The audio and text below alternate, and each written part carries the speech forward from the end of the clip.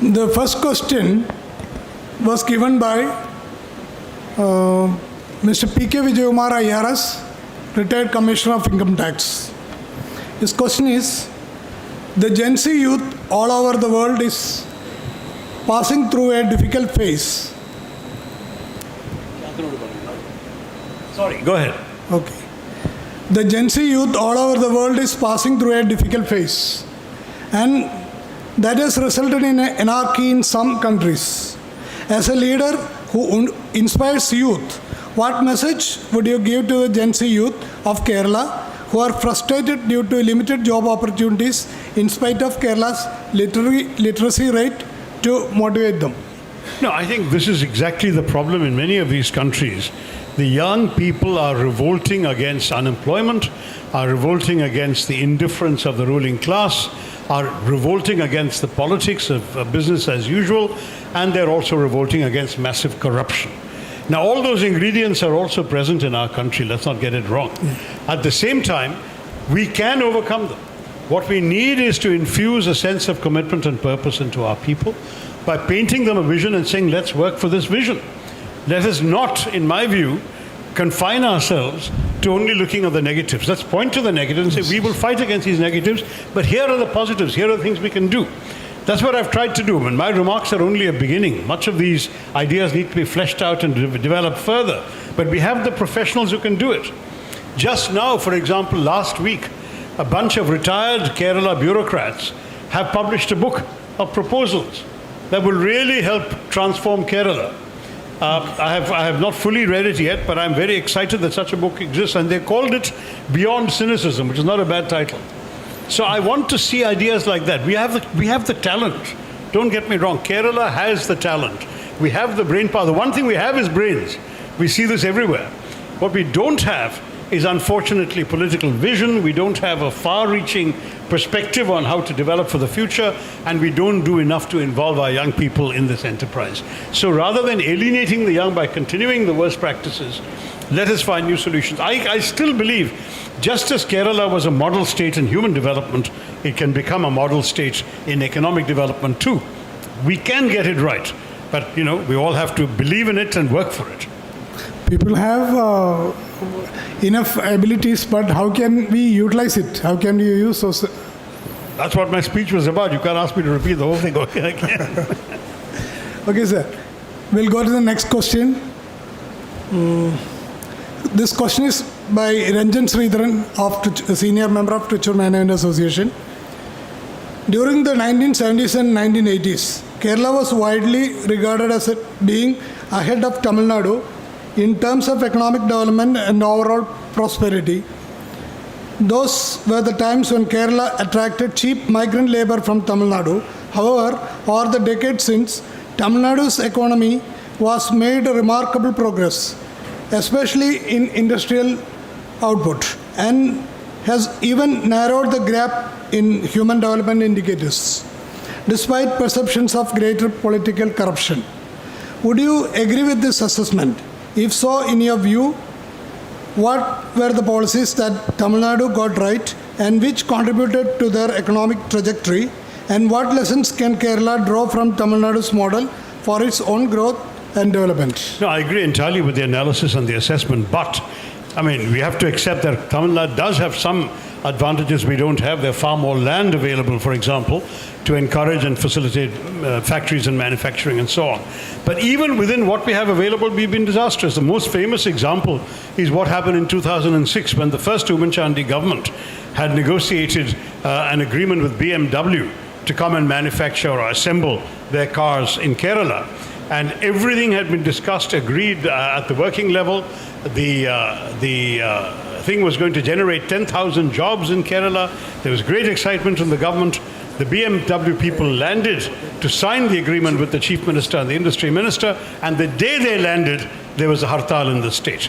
They tried to come out of the hotel. They found stones being thrown at cars. They found airs being let out of the tires of buses. They found people storming around, screaming and so on. They rushed back into their hotel. They quietly canceled the plan to sign anything. They went back to Germany. The next month, they signed the same agreement with Tamil Nadu, and the 10,000 jobs went there. So one thing very obviously that we have our biggest enemies in Kerala have been our own politics and our own self-defeating, destructive approach to our future. As I said, one of the first things I would do, if I could, would be to ban hartals, get all parties to sign up, just completely make it illegal to do this, so that this kind of thing never happens again. And the other thing that I genuinely believe is that we have to create a serious culture of ease of doing business. And by that I mean, I already mentioned the speech slashing regulations. Another idea floated in the past is to pass India's first Investor Protection Act. What is an Investor Protection Act? It doesn't exist in any Indian state, but it does exist in some foreign countries. It is basically a guarantee to an investor that the money he sinks into a project will not be lost for non-business reasons, that he will not be prevented by either political obstructionism or trade union activism or bureaucratic obstacles, that he will actually be able to do his work. And then if the market means he loses money, that's his problem, but not for extraneous considerations. There are models of this. We should bring one into Kerala and give an assurance to people that this is something that will protect their interests. I've often pointed out, every state in India sadly has experienced the tragedy of farmer suicides, but only one state has experienced twice the experience of investor suicides, and that is Kerala. Twice in the last 15 years, people have brought their life savings to the state, sunk the money in, and after having put all their money, once in one case was building an entire factory, in one case something else, they were not allowed to get off the ground because of last-minute objections and essentially either for political reasons or for rent-seeking reasons, whatever it was, losing everything that they'd worked their life for and dreamt, 2 people have committed suicide. That should never, ever happen again. And that ease of doing business has to be not just a slogan, but a tangible reality reflected in things like cutting, for example, cutting regulations, simplifying laws, modernizing some laws, and at the same time passing an Investor Protection Act, as well as banning hartals, banning nokakuli, and so on. There's a lot to be done. I'm not suggesting it's going to be easy, but if we don't try to do it, we're condemning ourselves to even more of the kind of suffering that we are going through now macroeconomically. Kin sir, we can hope for the best. I can go for 2-3 questions. 1 or 2 more is maximum. Okay. Next is by Neha Muralidharan, a chemical engineering student from Government Engineering College, Thrissur.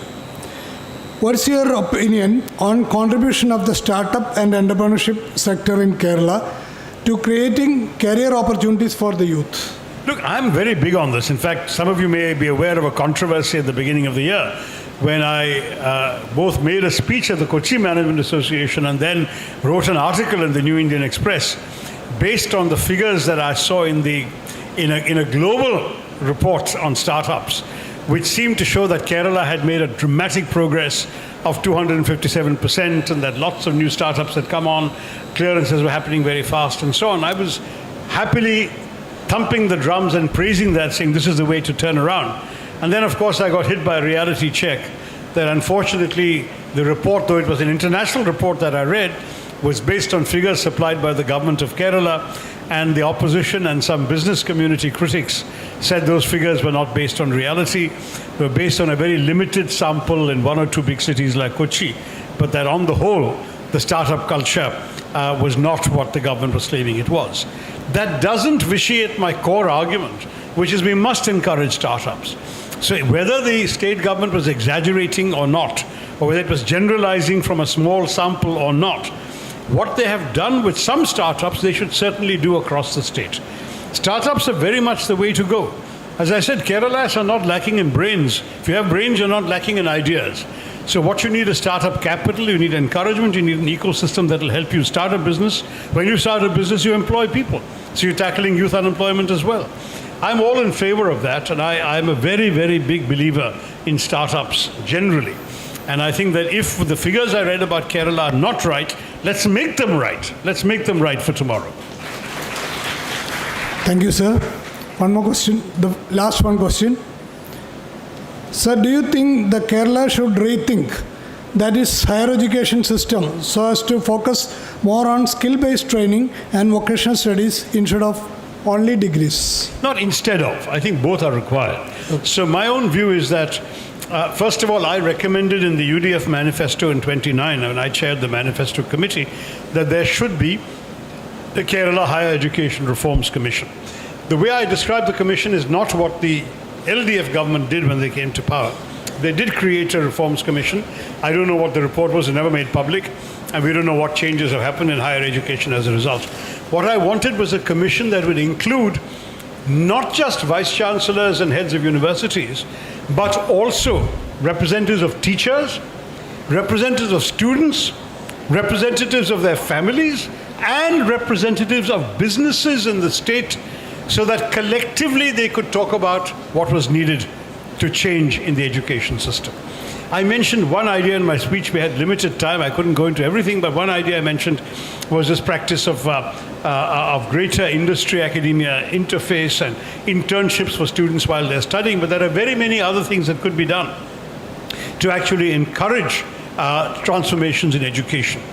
We can learn from other countries here. There's nothing to be ashamed of. The Germans, for example, have a very, very good system of building in, with government support, an opportunity for young people to go off and try their hands at vocational skills.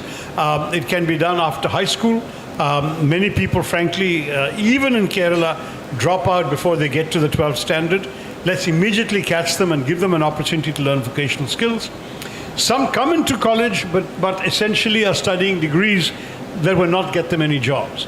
I don't know if you're aware, there is a FICCI study that says that 82% of the engineering graduates applying for jobs in India today are unemployable. 82%. Can you imagine? When Shantanu and I were in the All India Professionals Congress, we did a study in Kerala of 10,000 Kerala engineering graduates. We found that 66% of those graduates were in jobs that did not require an engineering degree. So that means that what they're studying is irrelevant to the job market. They are doing a job that didn't require the degree they studied because what they studied was not relevant. We need to make our studies more relevant. That's not just vocational. That is connecting to the marketplace, connecting to modern technology. When I was briefly minister in the HRD ministry, as it used to be called, we passed a rule, which is actually, I hope, still in force. It certainly was implemented by us, that nobody will be given a permission to start a polytechnic unless they have a direct relationship with an active industry within a 30-kilometer radius of their polytechnic. We were tired of hearing that polytechnics had teachers teaching outdated techniques from out-of-date textbooks and not actually giving people skills that they could use if they actually enter the marketplace.